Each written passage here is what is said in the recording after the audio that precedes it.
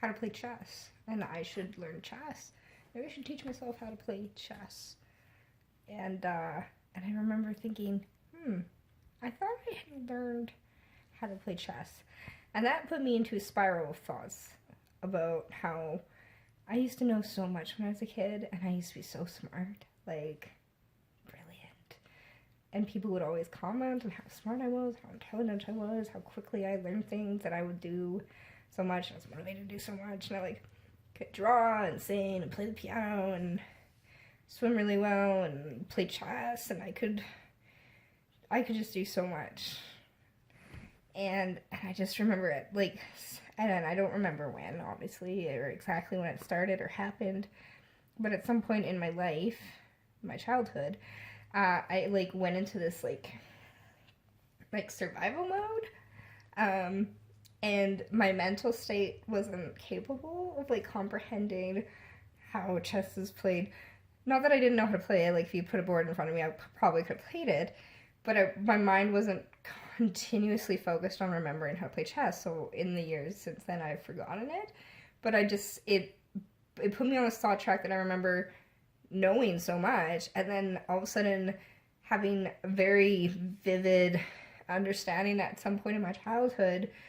All my thoughts, emotions, and actions were consumed by this, like, fear and this anger and this misunderstanding and all these unresolved emotions and thoughts that had come from the childhood sexual abuse I experienced. And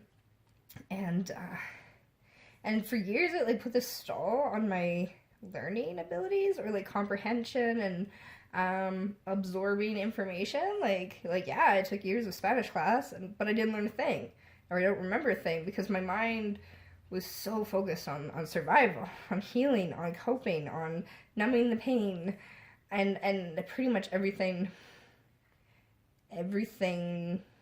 I did was based on avoiding these emotions or avoiding the pain and surviving as best as I knew how, for however old I was at the time. And just, like, so many years of my life where, like, knowing I was such a smart person, and I still am such a smart person, but all those years of my life were wasted when they could have been, like, you know, I could have been excelling in school, I could have been doing more in college, I could have just been doing so much more, and instead I was thrown into survival mode and forced to survive and cope and just avoid.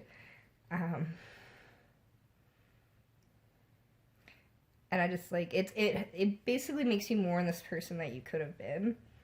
Here comes my cat. They can tell when you're upset, and that's what they're here for.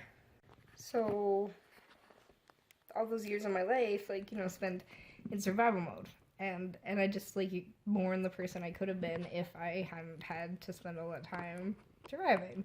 Like, how much smarter could I have been? And it sucks. And so you're allowed to mourn that person that you could have been, had you not had to spend all these years healing. But I think the beautiful part about that is I'm finally able to acknowledge that I am an intelligent person. And I remember at some point in counseling, I actually told my counselor, it feels like since I've reported, I've matured like 15 years in the last 2 years, because I've gone through so many different experiences with the court and the police and the counselors at CASA and the support workers through PACES. And just every part of this experience has been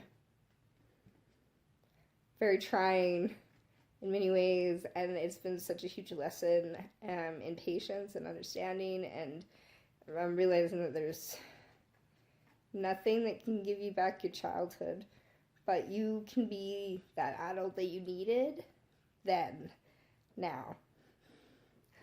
Probably didn't say that right at all, but the adult that you needed back then, like, you can be that adult now, and you can take care of yourself. And so I very often will be like, no, Alicia, you need to eat that because it's good for you. I don't care if you don't like it.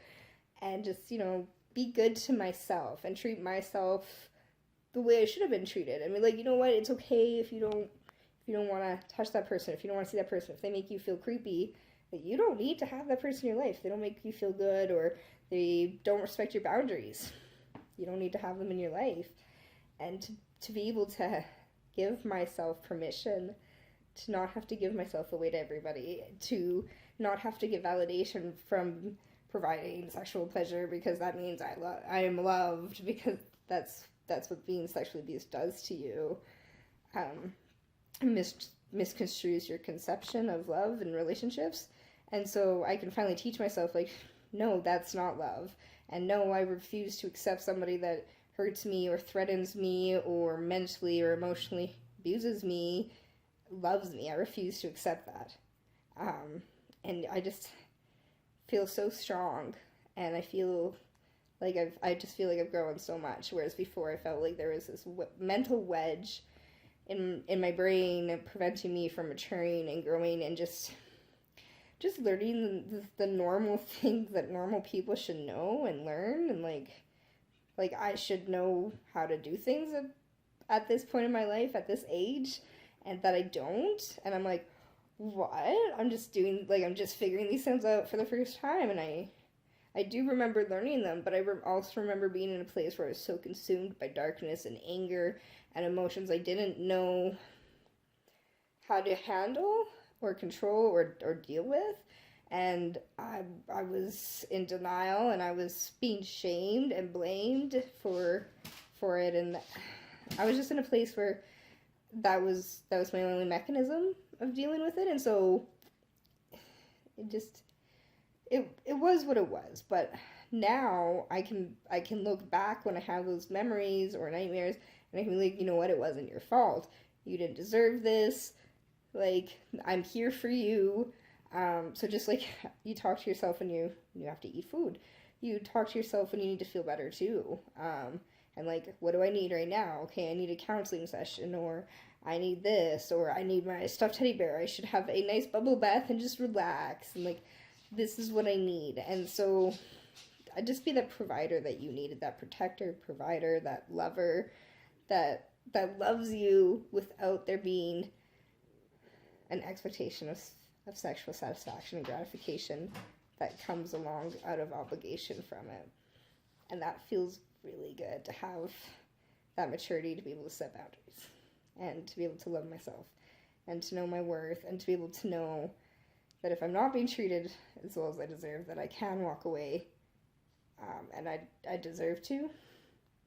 So I don't know, it's just so many things have happened in the last couple of years that have made me realize how badly I allowed myself to be treated directly because of the abuse, where I legitimately thought that was love, and that's how I should be treated, and like being yelled at was normal, and I legitimately thought this was okay. And it's only been the last few years where this wedge has been pulled from my mind, and I've matured all this years, and I'm like, you know what? No, that's not right. That's wrong, and this is right, and this is okay, and this is not okay.